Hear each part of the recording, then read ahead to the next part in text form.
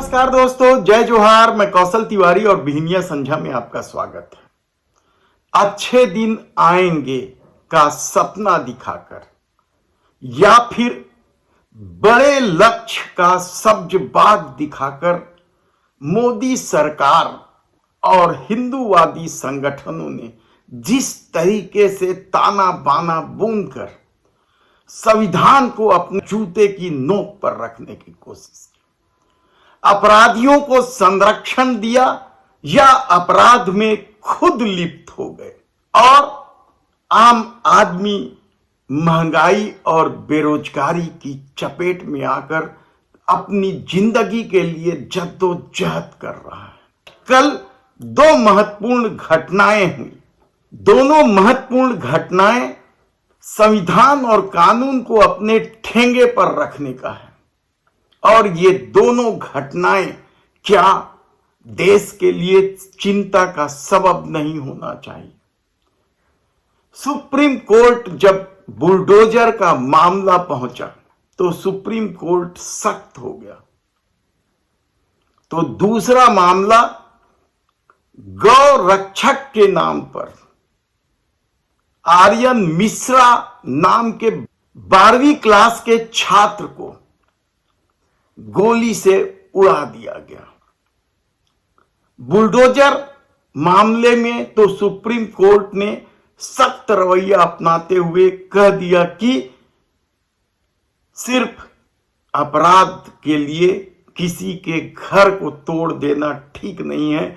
इस मामले में सुप्रीम कोर्ट ने बेहद सख्ती से कहा कि इसके लिए दिशा निर्देश बनाने होंगे।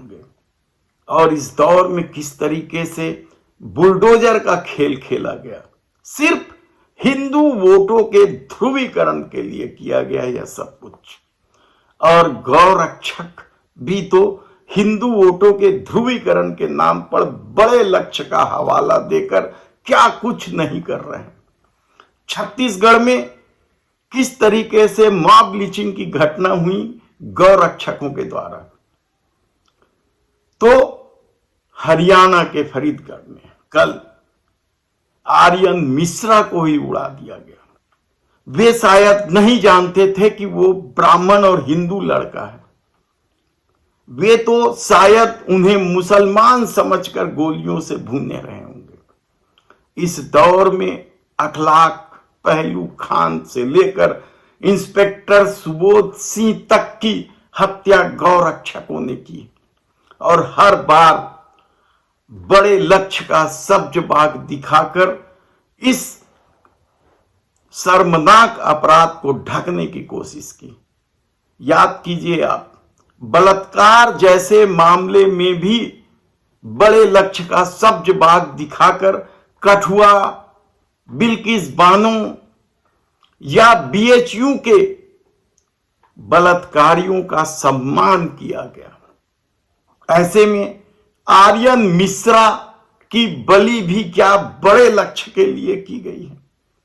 हालांकि इस मामले में पुलिस ने तत्परता से कार्रवाई करते हुए 15 गौ रक्षकों को गिरफ्तार किया है, लेकिन यह कब थमेगा, यह सबसे बड़ा सवाल है। और कब तक सत्ता और उससे जुड़े लोग बड़े लक्ष्य का सब्ज बाग दिखाकर अपराधियों को संरक्षण देते रहेंगे या खुद अपराध में लिप्त हो जाएंगे। बेहद ही डरावना है यह खेल।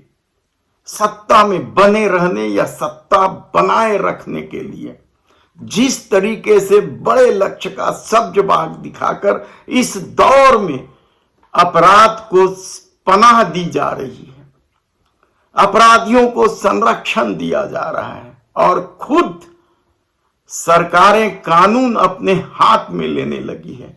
क्या इस सबसे बड़े लोकतांत्रिक देश में स्वीकार किया जा सकता है? आर्यन मिश्रा की गलती क्या थी? वह तो अपने दोस्तों के साथ रात को निकला था ना चाय पानी के लिए और गौ रक्षकों ने उसे ही गौ तस्कर समझकर गोली से उड़ा दिया। आप कह सकते हैं कि यह सब अनजाने में हुआ है, लेकिन जो दबंगई गौरक्षकों की है, जिसमें बजरंग दल और विश्व हिंदू परिषद के लोग शामिल हैं। ये तमाम हिंदूवादी संगठन है और इनका ध्येय कोई बड़ा लक्ष्य नहीं है। इनका ध्येय हर हाल में सत्ता में बने रहने का है, सत्ता की मलाई खाने का है। तब ऐसी परिस्थिति में इंस्पेक्टर सुबोध सिंह याद है उत्तर प्रदेश के उस घटना में किस तरीके से गौरक्षकों ने पीट पीट कर उन्हें मार डाला था। किस तरीके से बुलडोजर के मामले में सुप्रीम कोर्ट ने सख्त रवैया अपनाया और किस तरीके से बुलडोजर के नाम पर हिंदू वोटों का ध्रुवीकरण किया जा रहा था।